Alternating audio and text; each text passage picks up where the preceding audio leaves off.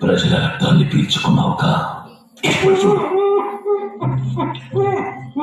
ఇవి నీ రక్తాన్ని పీల్చుకుంటాయి.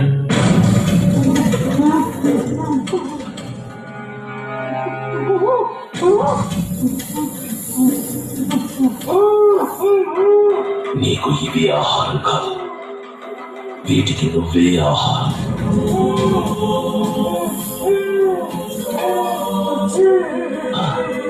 భయపడకు, జలకంలో ఒకే ఒక అడ్వాంటేజ్, పీల్చేటప్పుడు నొప్పి పుట్టదు.